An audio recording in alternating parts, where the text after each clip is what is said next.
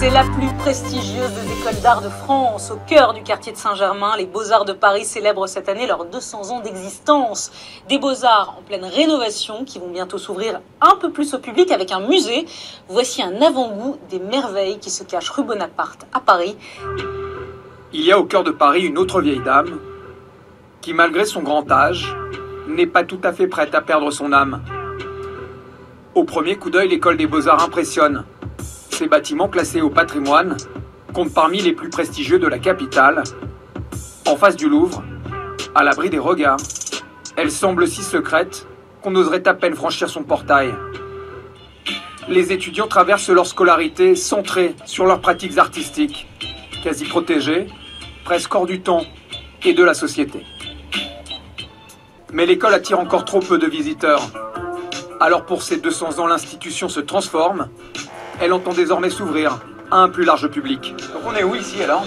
Ici c'est la fameuse salle Melpomène Kemalake, on est face au Louvre. D'accord. Le Louvre est dans mon dos.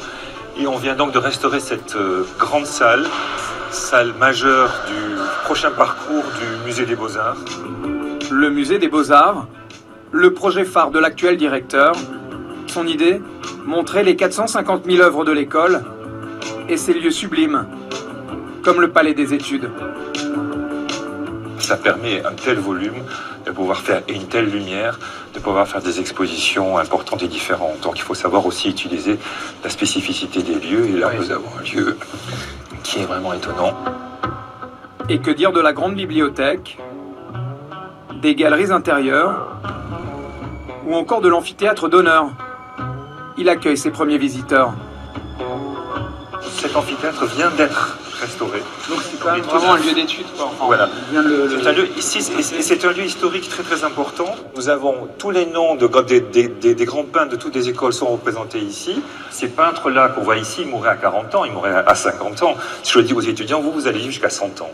Donc ne vous pressez pas, ils n'entendent pas très bien.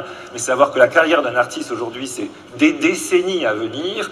Alors que tous ces peintres du 19e qu'on aimait beaucoup, ils mourraient au maximum à 60 ans. Oui, ça change tout. La plupart des étudiants ici qui sortent des Beaux-Arts ne deviennent pour autant des artistes. Non, on ne sait pas. Est-ce que c'est le drame des Beaux-Arts? C'est pas un drame, c'est partout comme ça.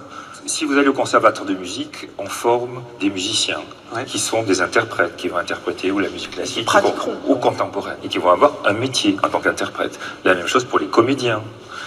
Ici, non. Ici, on ne forme pas des peintres qui vont interpréter Picasso. Au contraire, ils vont interpréter eux-mêmes.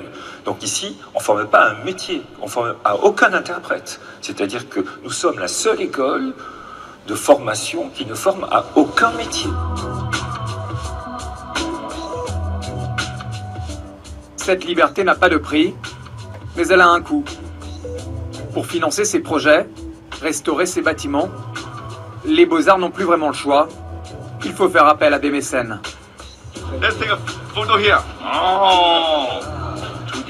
Ce soir, l'école reçoit l'un de ses plus grands donateurs, un milliardaire venu de Hong Kong. Jonathan Choi, qui en échange d'1 million de dollars, peut désormais piocher dans les réserves de l'école et les exposer en Chine. Il s'offre aussi une jolie médaille. Des arts et des lettres. Et le droit de nous faire une petite leçon. Je ne pense pas que cette école soit très moderne, il faut qu'elle s'améliore. Je ne peux pas être le seul à la soutenir, alors j'espère que d'anciens diplômés prendront exemple sur moi. Certains d'ailleurs sont très riches aujourd'hui. Mais ce n'est pas tout, votre gouvernement aussi doit en faire plus pour les Beaux-Arts. En France, c'est l'une de vos icônes. Pour entretenir et restaurer cette icône, l'État débourse chaque année pas moins de 11 millions d'euros. L'apport du mécénat représente environ 10% du budget de l'École nationale des Beaux-Arts.